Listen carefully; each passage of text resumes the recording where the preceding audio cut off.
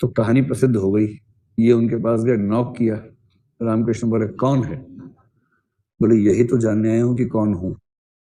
बोले आजा बेटा, ऐसे लोग चाहिए हमें भी ऐसे लोग चाहिए। आ जाओ आ जाओ। फिर ये अंदर गए और उसके बाद शिष्य हुए, उनके साथ रह के सीखा, खूब दर्शन सीखा। और बाद में रामकृष्ण जी के नाम पर रामकृष्ण मिशन, एक रामकृष्ण मठ और एक रामकृष्ण मिशन की स्थापना की, जो आज तक भी ठीक तरीके से काम करता है, बहुत बढ़िया से काम करता है। इनकी असली प्रसिद्धि हो गई 1893 में। ये मैं इसलिए बता रहा हूं कि एमपी में सवाल आता है इस तरह का। 1893 में अमेरिका के शिकागो शहर में, अगली बार कहीं पूछ ले कौन से देश में हुआ था, ठीक? तो 1893 में ये अमेरिका गए, शिकागो शहर में, और वहां क्या थी? विश्व धर्म संसद थी, पार्लियामेंट ऑफ वर्ल्ड रिलीजन्स थी, विश्व धर्म संसद। बड़ी मुश्किल से वहां पहुंचे। वहां जाके बोले भाई हमको बोलने का मौका दो। बोले तो टाइम निकल गया, सबका टाइम ही नहीं बचा है, खत्म ही हो रहा है। बड़ी रिक्वेस्ट है, देखो भारत से आया हूँ, पूरा भारत का प्रतिनिधि हूँ, मुझे बोलने का मौका दो। अंत में संयोजक ने कहा देख भाई टाइम ज्यादा नहीं है, 2 मिनट का समय दे रहे हैं, उससे ज्यादा मत बोलना, माइक ऑफ कर देंगे, पीछे से ध्यान रखना, 2 ही मिनट है। तो बोले ठीक है, मैं 2 ही मिनट में प्रयास करूंगा कि हिंदू धर्म का सार समझा दूं।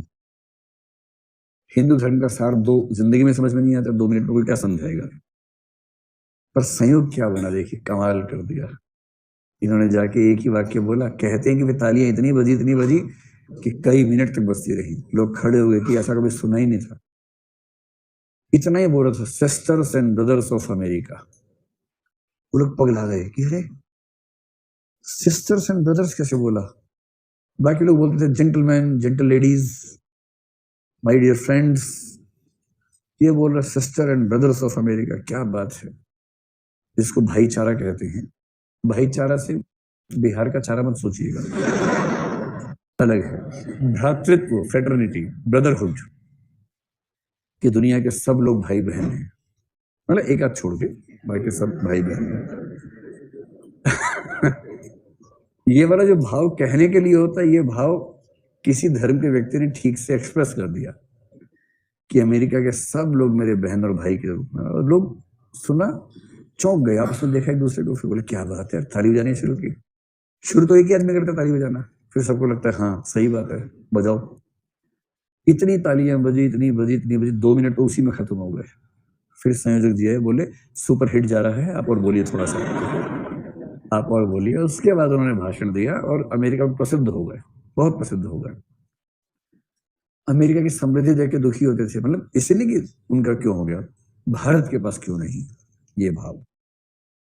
फिर तो प्रसिद्ध कथाएं बन जाती हैं। उसके बाद एक कथा बन गई कि ये तो अपना योगी जी वाली ड्रेस में थे वहां पर, जो आदित्यनाथ जी पहनते हैं, वैसी वाली भगवा वस्त्र, क्या बोलते हैं उसको, चोगा नहीं, गेरुआ तो रंग हुआ ना, उस कपड़े का नाम क्या होगा, चोगा। हाँ, तो गेरुआ चोगा पहन के अमेरिका में घूम रहे थे। अच्छा, किसी देश में वहां से अलग टाइप का कुछ पहन के घूमेंगे तो लोग देखेंगे तो सही, आपको जरूर विशेष रूप से देखेंगे और दिखाएंगे भी कि देखो देखो वो देखो, ऐसे करके दिखाते हैं। तो उसके बाद 3-4 गुंडे मवाली इकट्ठे हुए अमेरिका वाले, इनको चिढ़ाने लगे, छेड़ने लगे, कैसे कपड़े पहने हुए हैं, ये वो, इस तरह से। फिर इन्होंने एक वाक्य ऐसा बोला, लोग कहते हैं क्या बोला था, उनकी भी आंखें खुल गई तुरंत। विवेकानंद बोले You are from a country where tailor makes a man gentle, and I am from a country where character makes a man gentle. उन्होंने बोला था कि मैं एक ऐसे देश से हूं जहां चरित्र व्यक्ति को महान बनाता है, और तुम उस देश से हो जहां दर्जी व्यक्ति को महान बनाता है। तुम कपड़ों में महानता ढूंढते हो, हम चरित्र में महानता ढूंढते हैं। आज तक तालियां पिट रही हैं, जैसे भी यहाँ पिट गई ना।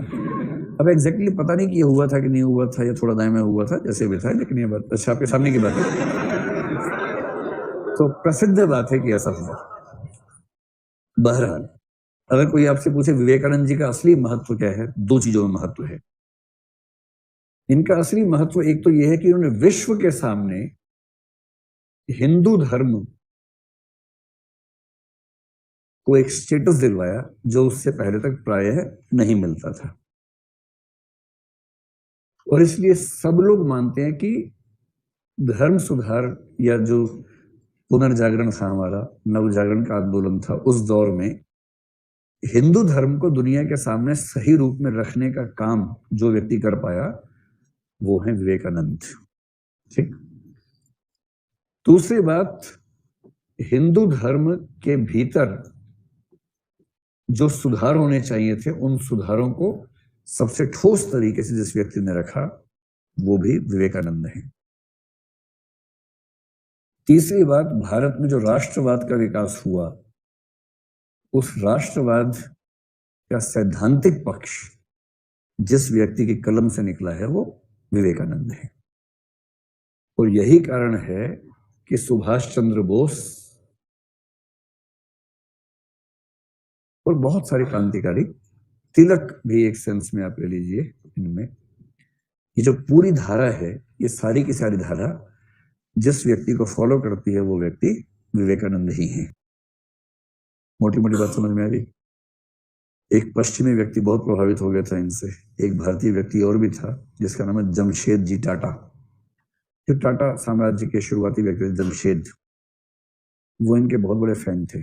इन्होंने कहा कि देश में विज्ञान का विकास होना चाहिए। जमशेद टाटा ने इंडियन इंस्टीट्यूट ऑफ साइंस की स्थापना कर दी विवेकानंद के इस आह्वान पे। IIS टाटा का वो एक प्रोजेक्ट है जो इस आह्वान पे हुआ था। एक फ्रेंच चिंतक हैं रोमा रोला, इनका नाम सुना है आपने? रोमा रोला ने विवेकानंद के बारे में खूब लिखा है, उनकी जीवनी भी लिखी है, सब कुछ लिखा है। और वो मानते हैं कि यदि आप भारत को जानना चाहते हैं तो केवल एक व्यक्ति को पढ़ लीजिए, विवेकानंद। एक कथन लिख लीजिए रोमा रोला का, if you want to know India study Vivekananda. काश कोई ट्रम्प को समझाता। नाम ही नहीं बोल पा, विवेकानंद डम डम डम पता नहीं क्या, बीच में डम डम डम 2-3 बार किया, उसके बाद जाके पूरा हुआ।